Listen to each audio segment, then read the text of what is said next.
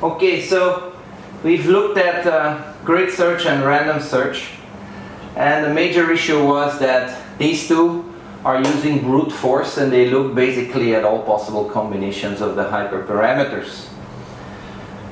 But they don't learn from the past. So this third option, Bayesian optimization, does learn from the past. And basically what it does is it will find the global minimum of a cost function f of x, yeah, and without calculating the gradients. So it's not gradient descent.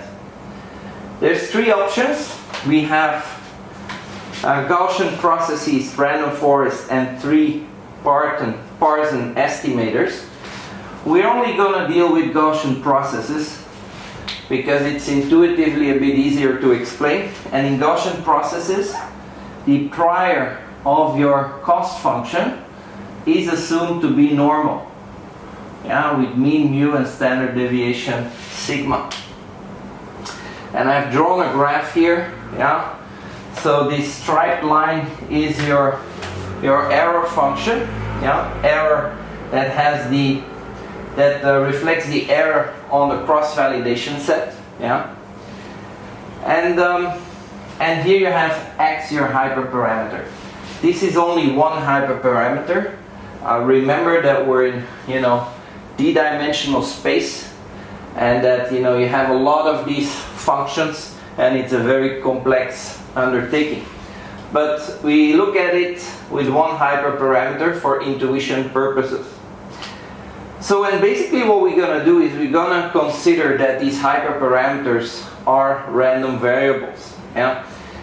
And random variables with distribution, these are the x's that we don't know. Okay? So let's start with Bayes' rule. Yeah? So basically in Bayes' rule, you have a prior that is your guesstimate of what this distribution needs to be or would be. And then we have a posterior. Yeah. And basically you adjust your distribution based on new evidence. So you have a prior. The prior we also call the surrogate.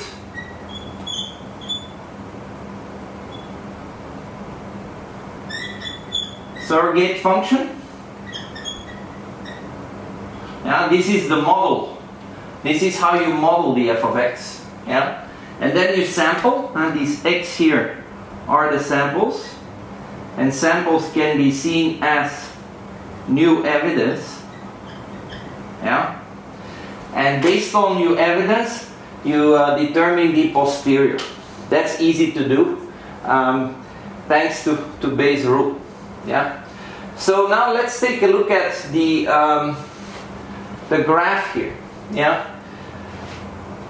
So the striped line is f of x, we don't know, and we're going to sample and calculate the posterior. That's exactly what we do here. Yeah? Usually you start with one sample, then a next, but here, to make things a little bit easier to see, I use already 3 samples. Yeah? What you have to know is that df of x here needs to go through these 3 samples. Yeah? But outside of these 3 samples, the distribution will follow a normal distribution. Yeah, the point is not certain. So the way to draw this, for example, so the way to draw this is we have here a zone where actually the next point could be, and between 1 and 2 we also have a zone. Yeah, and between 2 and 3 we also have a zone. Yeah, and this gives you the uncertainty. Sorry, for the point 3, it has to go through the point 3, so you will have probably something like this. Okay, so what do we do now? We're gonna draw a line that takes into account our lowest point, and at this point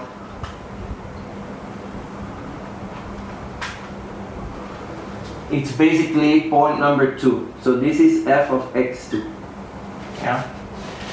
And now what we do is, sorry, let me try to change this a little bit.